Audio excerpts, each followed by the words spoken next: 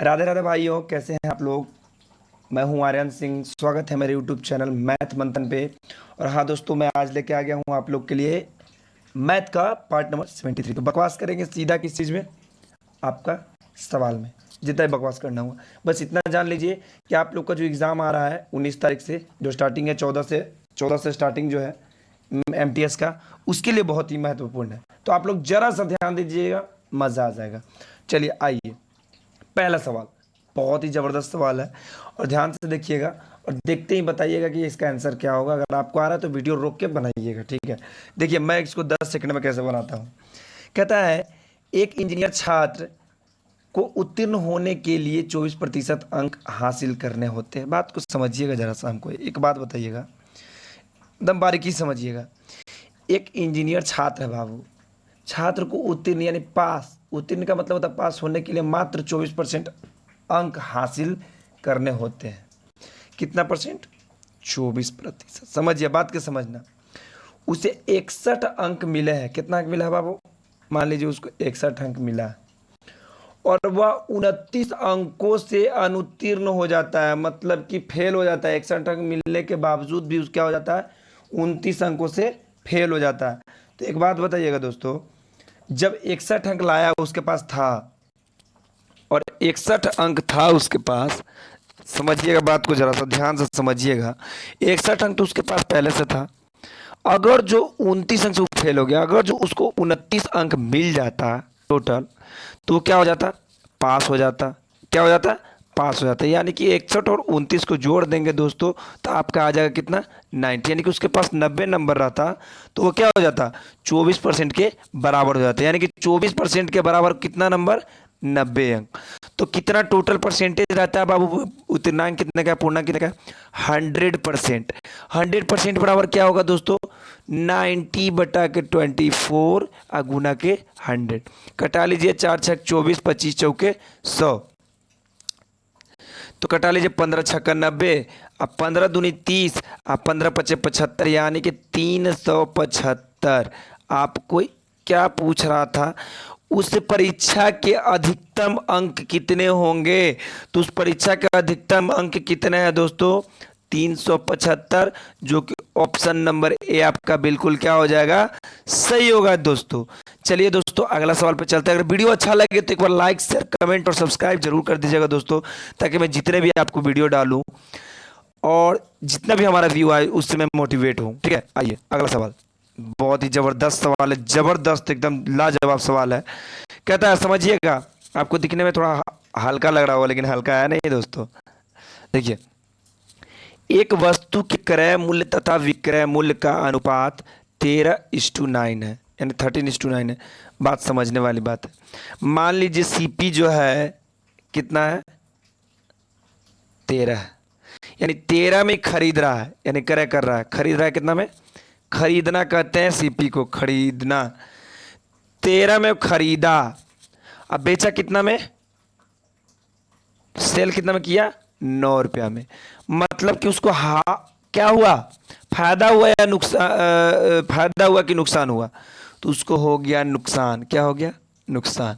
अब क्या करना है? कितने का नुकसान हुआ? 13 में खरीदा था और 9 में बेच दिया, यानी कि 4 रुपए का हमारा नुकसान हो गया दोस्तों। कितने में? यदि वस्तु पर, यानी कि वो वस्तु जो था, ये तो रेशियो में था, वस्तु पर 320 रुपए की हानि होती है, यानी 4 रुपए के बराबर कितना हो गया? 4 रेशियो बराबर हो गया आपका 320।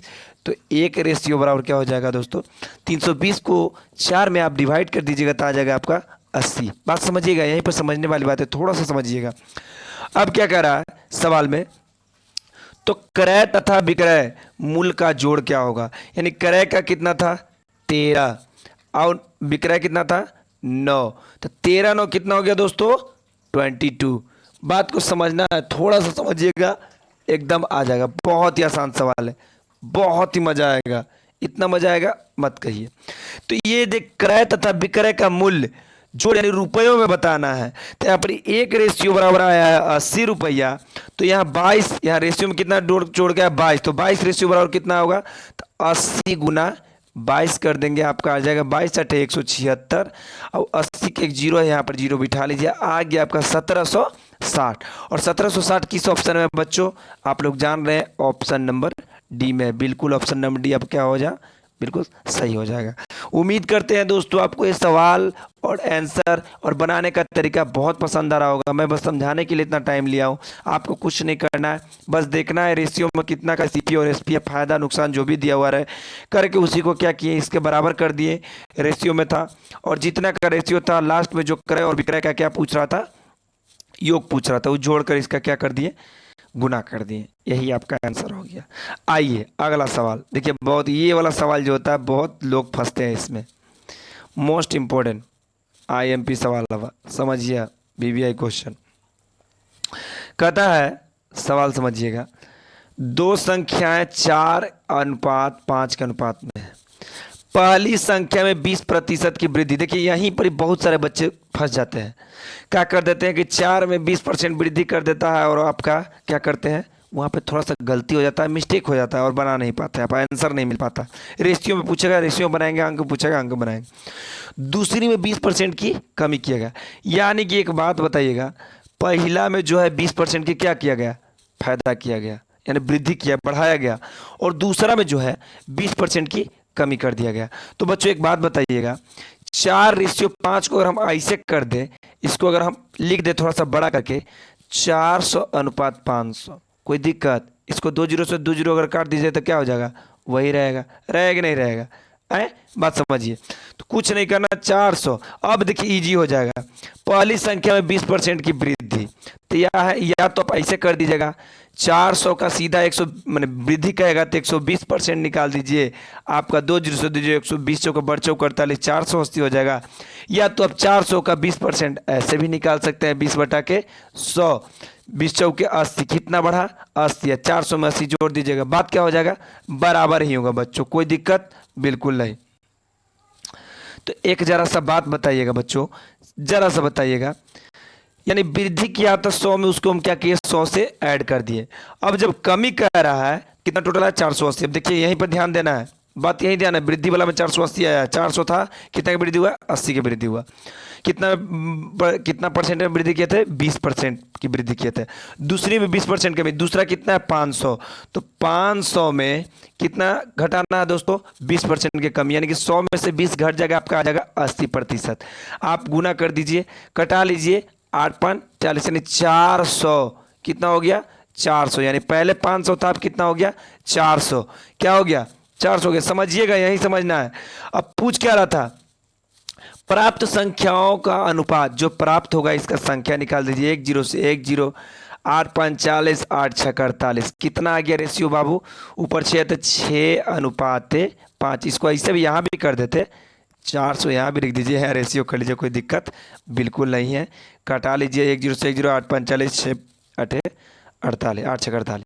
तो रेशियो कितना आ गया, 6:5। पूछ क्या रहा था, कमी करने में प्राप्त संख्याओं का अनुपात, जो प्राप्त संख्या आया इसका, उसका अनुपात कितना आया, 6:5। किस ऑप्शन में बच्चे, बच्चे मेरे ये है आपको ऑप्शन नंबर डी में, बिल्कुल सही हो जाएंगे दोस्तों। अगर समझ में आ रहा है तो एक बार लाइक शेयर और सब्सक्राइब जरूर कर दीजिएगा, ठीक है दोस्तों। आइए अगला सवाल। ये देखिए बिल्ली का आवाज आ रहा होगा तो उसको इग्नोर कीजिएगा, क्योंकि बहुत रात हो गया और रात को मैं ये कर रहा हूँ रिकॉर्डिंग। चलिए अगला सवाल, अगला सवाल पढ़ते हैं, बहुत ही मजेदार सवाल है। एक पेड़ पर कुछ तोते बैठे हैं, पेड़ के नीचे बकरियां चर रही है, उनके पैरों की संख्या 90 और सिरों की संख्या 35 है, तो तोतों की संख्या ज्ञात कीजिए। तोतों की संख्या कितने पैर वाले, 2 पैर वाले, ध्यान दीजिए, यहीं पर समझना है। मैं आप लोग को पहले भी ये चीज़ बता चुका हूँ, भैंस, बकरी रहे, भैंस रहे, गाय रहे, बैल रहे, कुछ भी रहे, जो भी 4 पैर वाला दिया हुआ रहे उसका एक फार्मूला आता है। मैं आप लोग को टोटल बता दिया हूँ 4 पैर वाले निकालने के लिए। 4 पैरों वाला के लिए क्या होता है फार्मूला दोस्तों, L/2 - h। क्या होता है, L/2 - h, याद समझिएगा। तो जितने याद रखिएगा, जितने सिरों की संख्या रहता है उतना ही क्या रहता है, दोनों की संख्या रहता है। यानी सिरों, जितना सिर का संख्या रहेगा वो पैर का संख्या उससे अधिक रहता है, यानी कि जितने के सिर है उतना ही संख्या बकरिया और तोता मिला के है। बात समझिएगा, यहीं पर समझ ले, पहले बात ये समझ ले, याद रखिए किस तरह क्या बोले थे। चलिए, L/2, एल मतलब हो गया पैरों की संख्या। पैरों की संख्या कितना है दोस्तों? 90। चलिए ठीक है, हम 90 देते हैं। 90/2 कितना आ गया? 45। बताइएगा, 45 दूनी 90। और क्या करा है? -H, H मतलब होता है हेड, जीरो की संख्या, -35 कर लेंगे तो कितना आ जाएगा? आपका आ जाएगा 10। कितना आ गया? 10। ये आ गया चार पैरों वाला। अब टोटल जो रहता है जीरो की संख्या, ये आ गया चार पैरों वाला। अगर दो पैर वाला निकालना रहे, जब भी दो पैर वाला निकालना रहे बच्चों, तो जो सिरों की संख्या जो दिया रहता है वह कुल बकरियों और तोतों को मिलाकर ही दिया हुआ रहता है, चूंकि सिर एक ही होते हैं सबके, है ना। बात समझिएगा, सिर एक ही होते हैं, तो सिरों की संख्या में से क्या कर देंगे हम?